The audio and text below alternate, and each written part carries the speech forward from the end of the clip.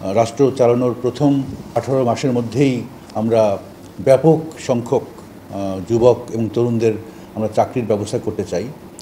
সংখ্যাটা এই মুহূর্তে আমি নাই বললাম, কিন্তু আমরা জানি যে গত দেড় যুগেরও বেশি সময় ধরে আমাদের অনেক যুবক, অনেক ছাত্র যারা পড়াশোনা শেষ করেছে তারা চাকরিতে ঢুকতে পারেনি। তাদের উপরে অত্যাচার করা হয়েছে, অবিচার করা হয়েছে, তাদেরকে চাকরি করতে দেওয়া হয়নি, তাদেরকে ব্যবসা করতে দেওয়া হয়নি। সুতরাং এরা কীভাবে কর্মজীবনে ঢুকতে পারে তার উপরে আমাদের একটা বিশেষ নীতিমালা আমরা প্রণয়ন করেছি।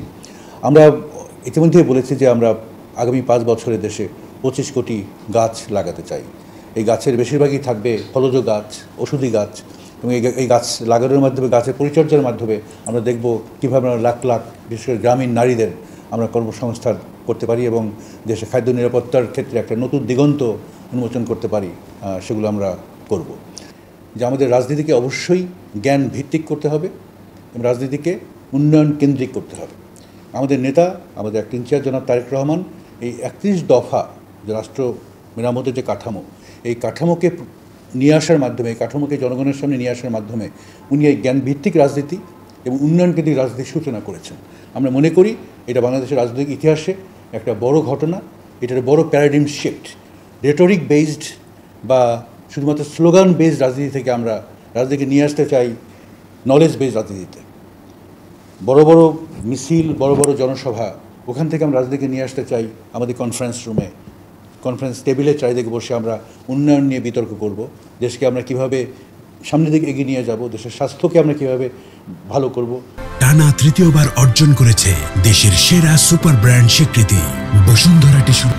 শিক্ষাকে আমরা কিভাবে ভালো করে ঢেলে সাজাবো, শিক্ষাকে কিভাবে আমরা বাজার এবং শিল্পের সাথে সংযুক্ত করে আমাদের যে তরুণ, লাখ লাখ কোটি কোটি বেকার তরুণ, এদের কর্মসংস্থান করব, এগুলো নিয়ে কথা বলা, এগুলো নিয়ে কাজ করে আমরা মনে করি আমাদের রাজনীতির কেন্দ্রবিন্দু। যে কমিউনিটি বেসড হেলথ ওয়ার্কারদের কথা বললাম, তাদেরকে আমরা এআই, যে আর্টিফিশিয়াল ইন্টেলিজেন্স এনাবলড টুল, তাদের কাছে আমরা সাপ্লাই করব, যাতে করে তাদের যে ডায়াগনোসিস করার ক্ষমতা অনেক বেশি বাড়ে এবং তারা অনেক ভালো কাজ করতে পারে, এগুলো আমরা করব। কিন্তু বিশেষায়িত লেভেলে আমরা চাই না যে সরকার বড় বড় হসপিটাল আর কোনো ইনভেস্টমেন্ট করুক, বড় কোনো ইনভেস্টমেন্টে যাক, বড় বড় ইকুইপমেন্ট কিনুক। কারণ এগুলোতে অতীতে দেখা গেছে এখানে অনেক রকম করাপশন হয়, করাপশন হয়, ঠিকমতো ম্যানেজ হয় না। 2-1 মাস পরেই দামি ইকুইপমেন্ট নষ্ট হয়ে যায়, যার ফলে সরকারের, দেশের অনেক অর্থের ক্ষতি হয়। এই জন্য আমরা মনে করি যে আমরা যদি এই বিশেষায়িত সেবাটা ধীরে ধীরে যদি প্রাইভেট সেক্টরকে যদি আমরা অ্যাট্রাক্ট করতে পারি, তাদের জন্য যদি আমরা এনাবলিং পলিসি তৈরি করতে পারি, তাহলে প্রাইভেট সেক্টরে বড় বড় হাসপাতাল হোক, তারা অত্যন্ত আধুনিক যন্ত্রপাতি নিয়ে আসুক, তারা এগুলোকে ম্যানেজ করুক এবং সরকার স্ট্র্যাটেজিক পারচেজিংয়ের মাধ্যমে তাদের সেবাটা কিনে নেবে, স্বল্প মূল্যে কিনে নেবে এবং তখন স্বল্প মূল্যে বা বিনামূল্যে নাগরিকদেরকে এটা সরকার দিতে পারবে। সবাই জানেন যে বিএনপি গণমানুষের দল। বিএনপির প্রধান শক্তি সাধারণ নারী পুরুষ, গ্রামীণ শহরের নারী পুরুষই বিএনপির প্রধান শক্তি।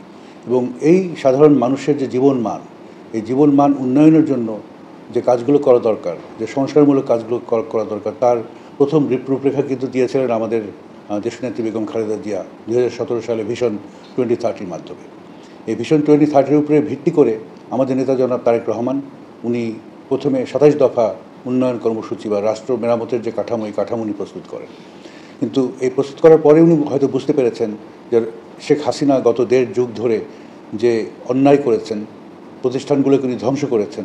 প্রতিটি প্রতিষ্ঠান, শিক্ষা বলেন, স্বাস্থ্য বলেন, বিচার বিভাগ বলেন, পুলিশ বলেন, জাতীয় সংসদ বলেন, উনি সব প্রতিষ্ঠানগুলো ধ্বংস করেছেন। এগুলো মেরামতের দায়িত্ব বিএনপি একা নিতে পারে না বা নেওয়া ঠিকও হবে না। এই কারণে আমাদের অ্যাক্টিং চেয়ার উনি বিভিন্ন অন্যান্য রাজনৈতিক দল আছে যারা স্বৈরাচার বিরোধী আন্দোলনে একসাথে শরিক হিসেবে কাজ করেছে, সবার মতামতের ভিত্তিতেই এই 27 দফাকে উনি 31 দফা রাষ্ট্র কাঠামো মেরামতের যে কর্মসূচি, এটা উনি ঘোষণা করেছেন।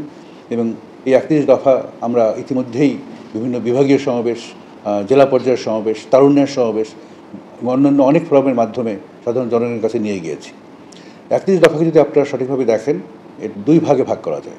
প্রথম ভাগ, এটা হলো রাষ্ট্রের যে বিভিন্ন রকম সাংবিধানিক প্রতিষ্ঠান আছে, এই প্রতিষ্ঠানগুলোকে কীভাবে মেরামত করা যায় তার রূপরেখা দিয়েছে।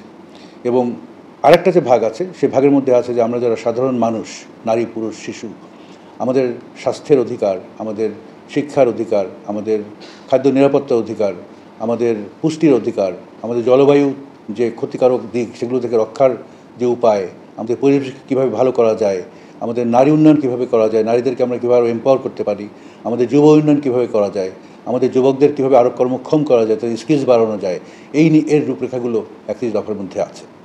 আমরা জনাব আমাদের যে অ্যাক্টিং চেয়ারপারসন ওনার নির্দেশে বিশেষ করে সোশ্যাল সেক্টরে যে বিষয়গুলো আছে, যেমন স্বাস্থ্য, শিক্ষা, কৃষি, জলবায়ু, পরিবেশ, ব্লু ইকোনমি, জবস, এগুলোর উপরে খুব বিশদ কর্মপরিকল্পনা আমরা তৈরি করছি। আমরা এগুলো করার জন্য আমাদের দেশের এবং দেশের বাইরের যারা বিশেষজ্ঞ আছেন বিভিন্ন বিষয়ে, ওনাদেরকে আমরা মোবিলাইজ করেছি, বিভিন্ন টিমে ভাগ করেছি এবং ওনাদের সাথে আমরা একসাথে কাজ করছি এবং ওনাদের বিভিন্ন রকম উপদেশ এবং ওনাদের নির্দেশনার ভিত্তিতেই আমরা ডিটেইল কর্মপ্ল্যান তৈরি করছি।